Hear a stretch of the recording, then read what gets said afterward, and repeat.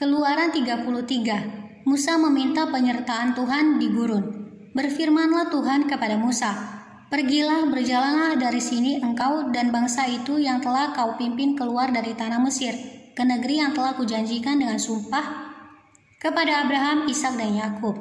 Demikian, kepada keturunanmu lah akan kuberikan negeri itu.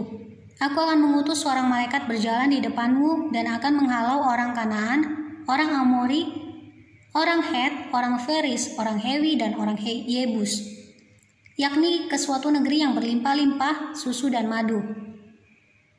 Sebab aku tidak akan berjalan di tengah-tengahmu karena engkau ini bangsa yang tegar tengkuk, supaya aku jangan membinasakan engkau di jalan." Ketika bangsa itu mendengar ancaman yang mengerikan ini, berkabunglah mereka dan seorang pun tidak ada yang memakai perhiasannya. Berfirmanlah Tuhan kepada Musa, "Katakanlah kepada orang Israel, kamu ini bangsa yang tegar tengkuk. Jika aku berjalan di tengah-tengahmu sesaat pun, tentulah aku akan membinasakan kamu. Oleh sebab itu, tanggalkanlah perhiasanmu, maka aku akan melihat apa yang akan kulakukan kepadamu." Demikianlah orang Israel tidak memakai perhiasan-perhiasan lagi sejak dari Gunung Horeb.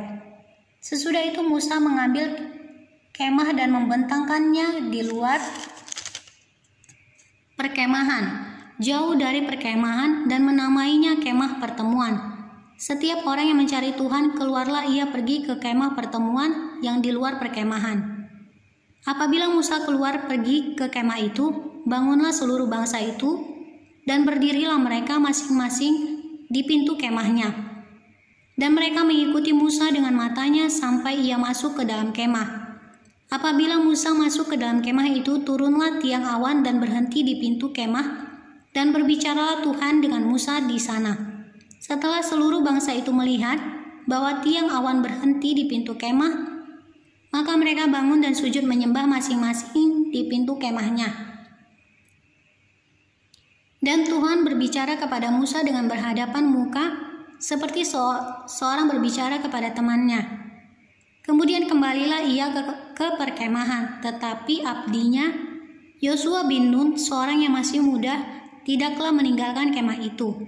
Lalu berkatalah Musa kepada Tuhan, "Memang engkau berfirman kepadaku, suruhlah bangsa ini berangkat, tetapi engkau tidak memberitahukan kepadaku siapa yang akan kuutus bersama-sama dengan aku. Namun demikian engkau berfirman, aku mengenal namamu dan juga engkau mendapat kasih karunia di hadapanku.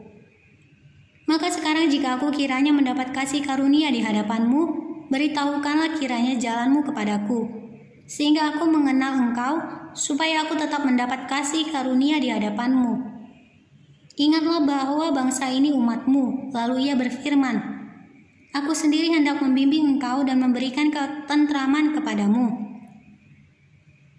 Berkatalah Musa kepadanya, "Jika engkau sendiri tidak membimbing kami, janganlah suruh kami berangkat dari sini. Dari manakah gerangan akan diketahui bahwa aku telah mendapat kasih karunia di hadapanmu, yakni aku dengan umatmu ini? Bukankah karena engkau berjalan bersama-sama dengan kami, sehingga aku dengan umatmu ini dibedakan dari segala bangsa yang ada di muka bumi ini?" Berfirmanlah Tuhan kepada Musa, "Juga hal yang telah kau katakan ini akan kulakukan, karena engkau telah mendapat kasih karunia di hadapanku, dan aku mengenal engkau." Tetapi jawabnya, "Perlihatkanlah kiranya kemuliaanmu kepadaku." Tetapi firman-Nya, "Aku akan melewatkan segenap kegemilanganku dari depanmu, dan menyerukan nama Tuhan di depanmu.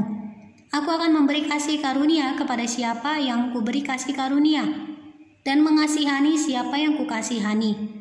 Lagi firman-Nya, "Engkau tidak tahan memandang wajahku, sebab tidak ada orang yang memandang aku dapat hidup." Berfirmanlah Tuhan, "Ada suatu tempat dekatku di mana engkau dapat berdiri di atas gunung batu.